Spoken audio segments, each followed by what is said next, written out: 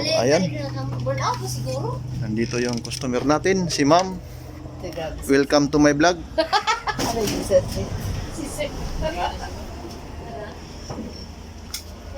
Ayan, ito yung i-repair namin. Ang problema nito is magpa-power siya din mga after ilang minuto babalik siya sa red indicator. Master, isaksak natin. Din power natin na yan, nag-green na yan, o nag-red indicator. Din i-power natin. Yan, nag-power na. Tinantay natin mag-red blink.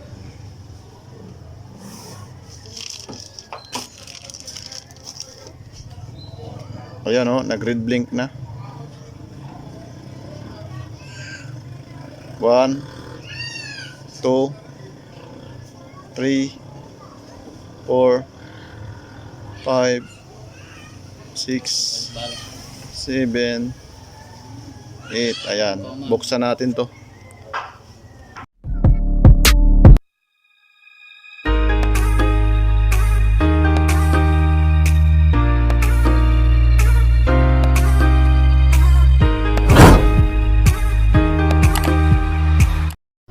Ayan mga kamaster, yan yung model niya. Din bubuksan lang namin. Yan. Para malaman, i-check natin yung backlight. Tanggalin natin, tapos tingnan natin kung ano yung sira. Ayan, sundan nyo lang yung video para may magka-idea kayo kung ano ang problema nito.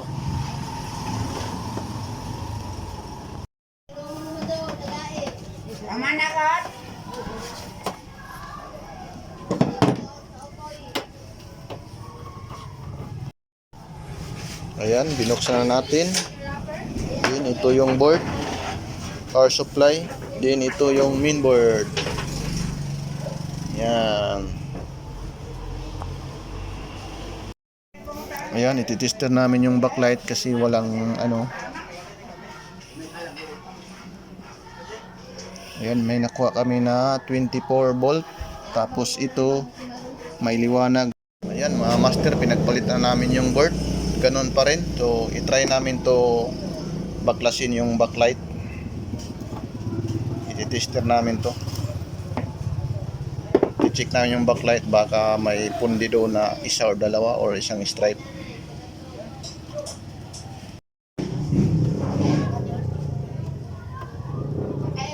Ayan, tinanggal namin master. Backlight. Ayan, dito na magkaalaman.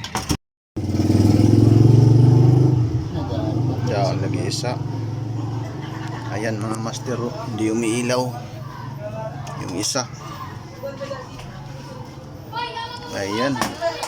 So nakuha na natin kung ano yung problema. Backlight.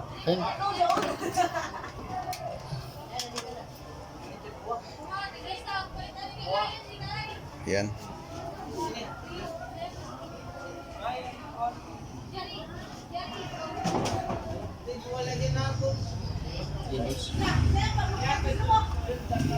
Ayan. Yung ilalagay namin is 3 watts. Ayan mga kamaster.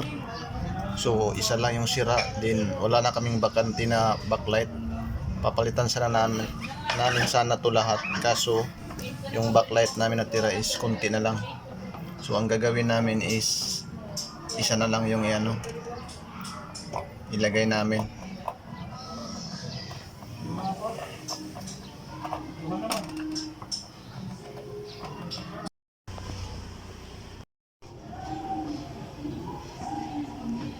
Ayan, dandahan lang tayo mga master pag ganyan, no?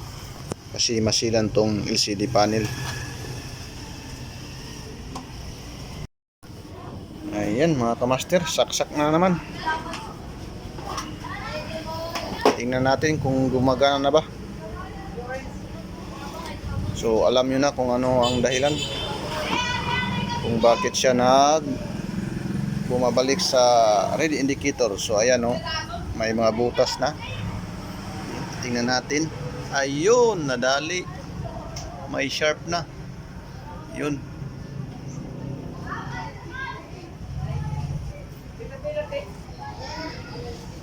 Thanks for watching. Ayan mga master. Pag ganyan lang pala, so may isang pundi na backlight. Kaya siya na bumabalik sa standby red indicator. Ayan, nagpalit na kami ng mainboard. Power supply, ganun pa rin. So nung nabuksan namin yung backlight, so may isang pundi. So yun lang pala. Sana sa video na ito may natutunan kayo kung paano i-check at i-repair ng mga parts nito. Ayan, testing na namin to ngayon. Ayan mga master, check na namin. Ayun may logo na. Ayan, HDMI. Sa receiver, At to